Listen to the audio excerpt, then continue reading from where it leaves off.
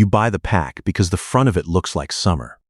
The grill, the flag, the kid with mustard on his cheek. You throw 8 of them in the cart. You never turn the bag over. And honestly, why would you? It's a hot dog. Everybody knows what's in a hot dog. That's the trick. You think the joke is on the hot dog. The joke is on the label. We bought hot dogs from 10 different stores. The cheapest one on the shelf, the plumpest, the most iconic, the most expensive natural one that costs 4 times as much. And we read the back of every single bag against what's actually legal to put inside. And it's the number that stopped me. Only 3 of the 10 actually tell you what's inside. The other 7 are technically honest and completely unreadable, and one of them is the brand you trust the most. So before we start, do this. Drop the hot dog brand that's in your fridge right now in the comments. The one you actually buy. By the end of this, you'll know exactly where it landed, and whether it's one of the 7 or one of the 3. None of this is a scare video. Nothing here will hurt you tonight. The crime isn't poison. The crime is that the front of the pack is marketing, and the back of the pack is the truth, and they are betting you never turn it over. That's the whole game, and once you see it, you can't unsee it. I'm also going to hand you 4 words as we go. 4 terms the industry uses on the label, out in the open, because they know you don't know what they mean. Mechanically separated, binders and extenders, variety meats, and uncured. Learn those 4 and you can read any hot dog in America in 5 seconds. We're counting down from number 7 to number 1. And the ranking isn't random. The further down we go, the more the brand leans on something you trust. Cheap, plump, classic, kosher, natural. And the more that trust is doing the work the label won't. Let's start at number 7. Number 7, bars. Nobody buys bars expecting honesty. You buy bars because it's $1 something for 8 and you've got a cooler to fill. It calls itself America's best-selling hot dog by volume from 2005 to 2020, and I believe it.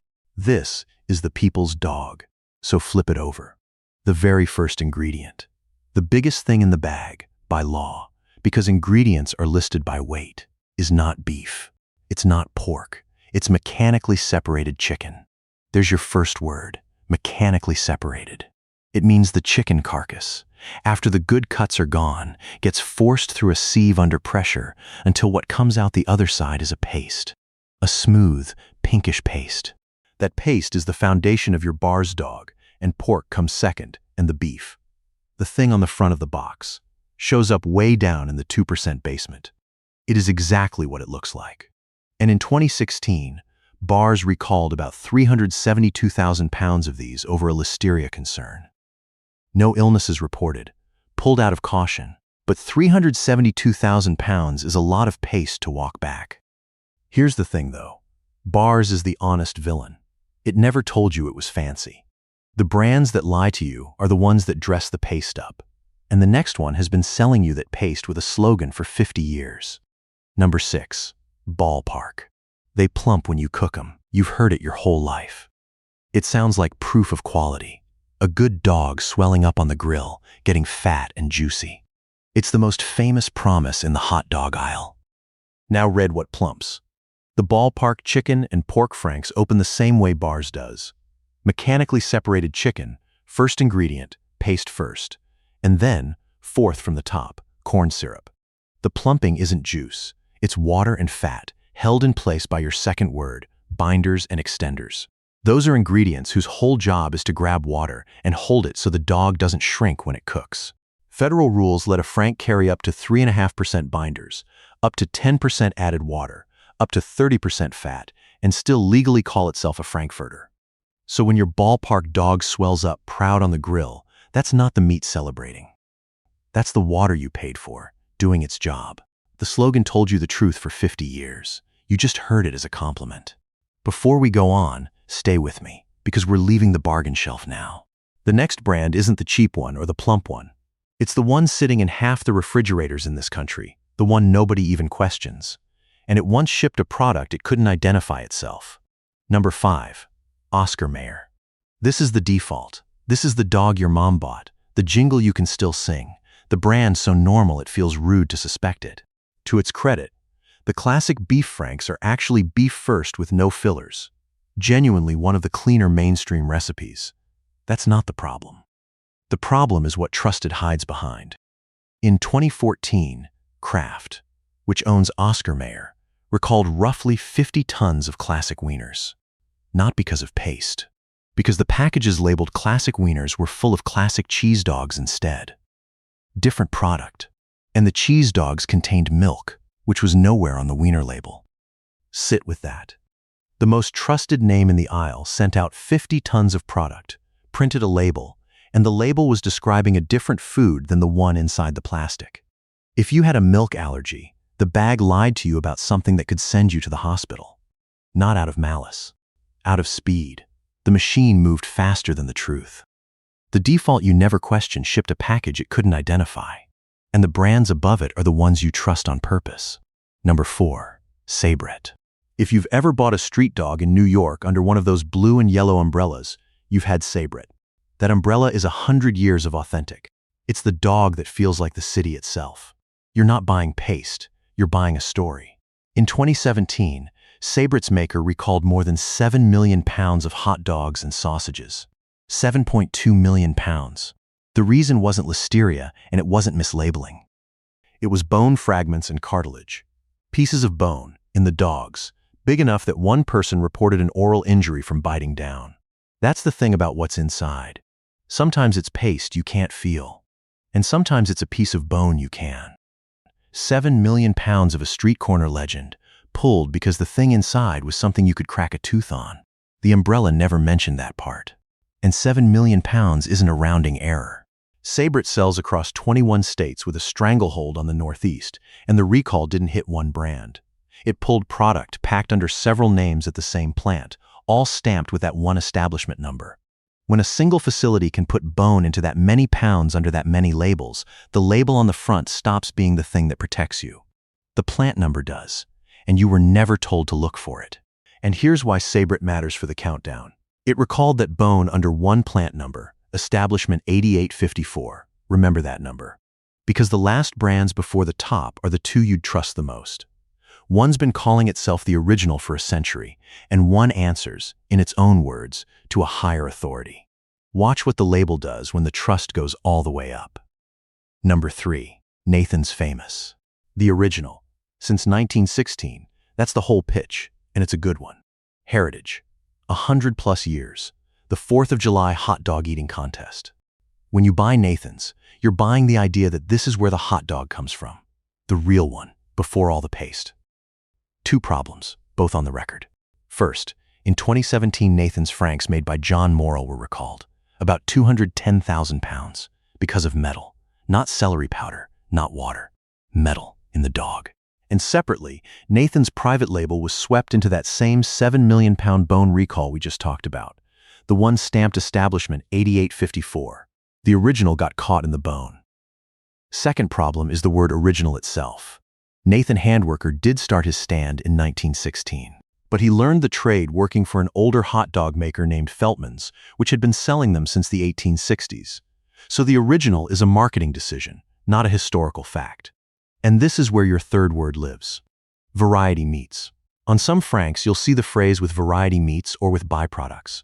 And that is the federal government's polite term for hearts, tongues, tripe, snouts, and spleens. Organ meat that's perfectly legal inside a Frank as long as the label says so. It usually says so in the smallest print on the bag. The heritage is real, so is the fine print. Number 2, Hebrew National. We answer to a higher authority. That is maybe the most powerful 5 words on any label in the supermarket. It doesn't just say clean. It says held to a standard above the government's, above the USTA, above ordinary trust. People who won't buy any other processed meat will buy this one, because kosher feels like a promise no one would dare break. In 2012, a group of consumers sued Conagra, which made Hebrew National at the time, alleging the meat wasn't actually 100% kosher, claiming the slaughter used nicked knives that violated kosher law, and that kosher and non-kosher meat weren't kept properly separate. These are allegations. Conagra denied all of it and said its kosher status was certified by a recognized authority. And this is the part that matters. The case got dismissed, but not because a court decided the hot dogs were kosher. It was thrown out because a court ruled that kosher is a religious question, and under the First Amendment, a court isn't allowed to decide it. So the one label in the whole aisle that promises a higher standard than the government's is also the one label the court said they legally cannot check. The promise that answers to a higher authority answers to no one you can appeal to. Which brings us to the brand you'd never suspect, the careful one. The one you pay the most for precisely because you're trying to do the right thing. Number 1, Applegate. This is the health halo dog, natural, organic. The one the careful parent reaches past everything else to grab. The one that costs 3 or 4 times the bars, because the front of the bag promises something the others don't. In big, clean letters, no nitrites or nitrates added. That's the whole reason you paid up. You read no nitrites, and you thought, this is the safe one. Now follow the tiny asterisk next to those words. It leads to a line in small print near the bottom, and the line says, except those naturally occurring in celery powder. There's your 4th word, uncured. Because here is what uncured and no nitrites added actually mean. The manufacturer swapped synthetic sodium nitrite for celery powder, and celery powder is loaded with nitrite that is chemically identical, that your body cannot tell apart. Not similar, identical. The dean of the nutrition school at Tufts, Dariush Mozaffarian, called labeling these products nitrite-free very misleading. Consumer Reports and the Center for Science in the Public Interest are formally petitioning the USTA to ban that exact wording as, in their words, actively misleading. And when Consumer Reports surveyed 1,000 shoppers, 42% said the no nitrates added label confused them about what was actually in the meat. So the most expensive dog in our test, the one bought by the most careful person in the store, carries a front label that its own asterisk contradicts. You paid the most for the claim that tells you the least. Everywhere else on this list, the label just failed to mention the truth. Here the label's biggest word argues with its own fine print. The front is marketing, the back is the truth. Nowhere on this list is the gap between them wider than at number 1. Now pause the countdown, because none of this is an accident. And I don't want you walking away thinking 7 companies independently decided to be sneaky. Go back to 1906. A writer named Upton Sinclair published a novel called The Jungle about the Chicago meatpacking yards. Spoiled meat, filth, trimmings swept off the floor and ground into sausage. He wanted people angry about the workers. Instead, the whole country got sick to its stomach about the food. He said it himself. I aimed at the public's heart, and by accident I hit it in the stomach. Within months, Congress passed the Meat Inspection Act and the Pure Food and Drug Act, and the modern food safety system was born. Here's the twist history doesn't advertise. That same system wrote the rulebook that makes all 7 of these dogs legal. The federal standard of identity for a Frankfurter is where it all comes from. And it's the standard that says you can add up to 10% water, up to 30% fat, up to 3.5% binders and organ meat, and mechanically separated poultry, and still stamp the word Frankfurter on the front. It even says a poultry hot dog can be almost entirely mechanically separated paste with no cap at all, while a beef frank caps that paste at 15%.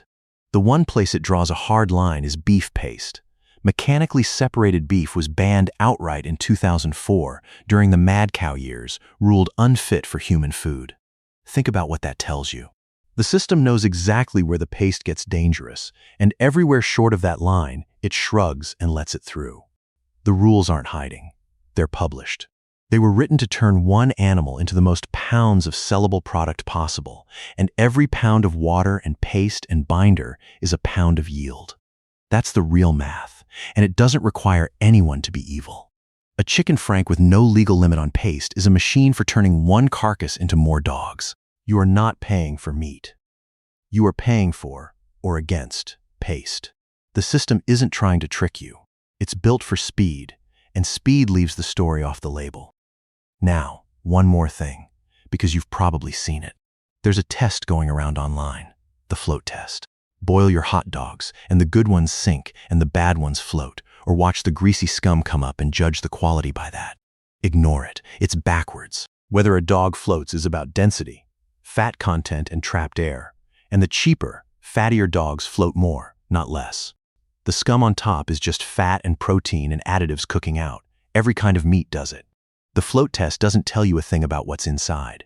The only test that works is the one that takes 5 seconds and no boiling water, turning the bag over and reading it. And once you can read it, the math gets personal. Bars runs about $1 something for 8. The grass-fed all-beef dogs run $5 or $6. That gap feels like you're paying quadruple for a name. You're not. You're paying the difference between paste and beef, and at number one, you're paying a premium on top of that for a no nitrites claim that regulators are actively trying to ban. The cheap lie and the expensive lie are both lies. You just want to know which one you're buying.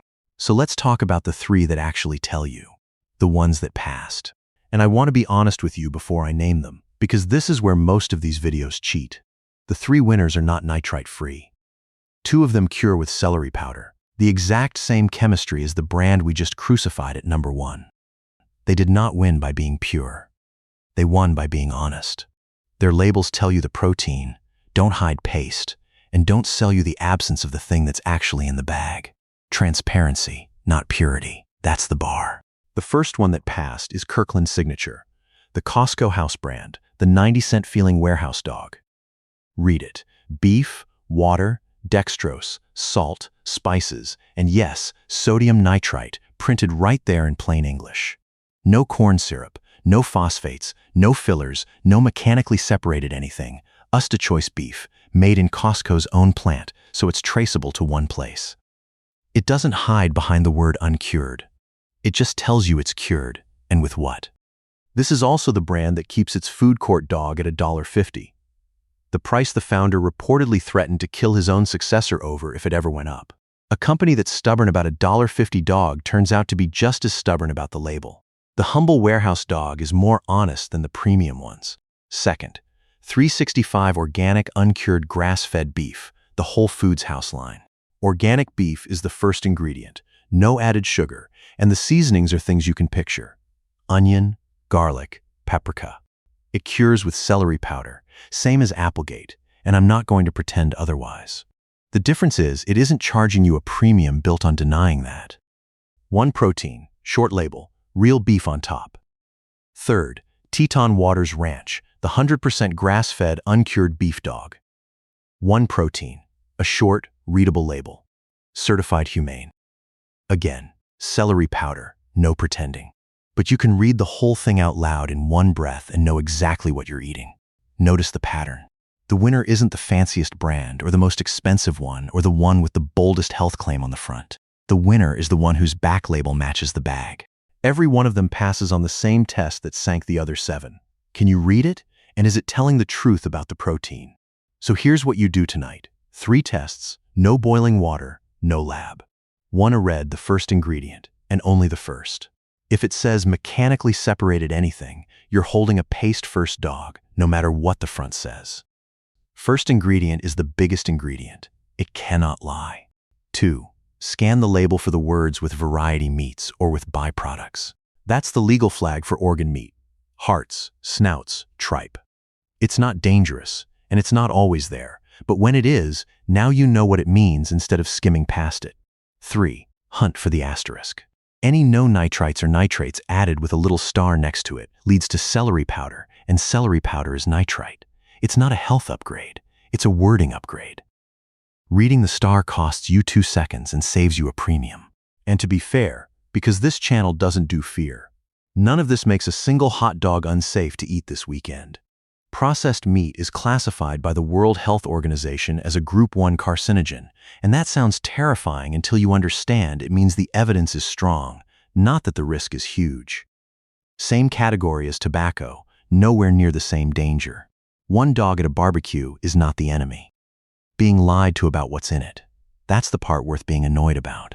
Let me kill 4 myths fast, because they're the ones in every comment section. Myth 1. All beef means no fillers. All beef only means the protein is beef. That same all beef frank can still legally carry 10% added water, 3.5% binders, and 30% fat. All beef is not all meat. Myth 2. Uncured means nitrite-free. No. Uncured means they used celery powder instead of the synthetic version, and testing has found uncured products carrying nitrite at similar or even higher levels than the cured ones. The word uncured is doing marketing, not chemistry. Myth 3. You can judge a dog by how it boils. The float, the scum, the color of the water. That's fat and air and additives. Cheaper dogs float harder. It tells you nothing about quality. Myth 4. Kosher or premium means more inspected. Kosher is a religious certification, not a federal transparency standard. And as we saw, a court literally ruled it couldn't verify one. Premium means a higher price and a nicer font.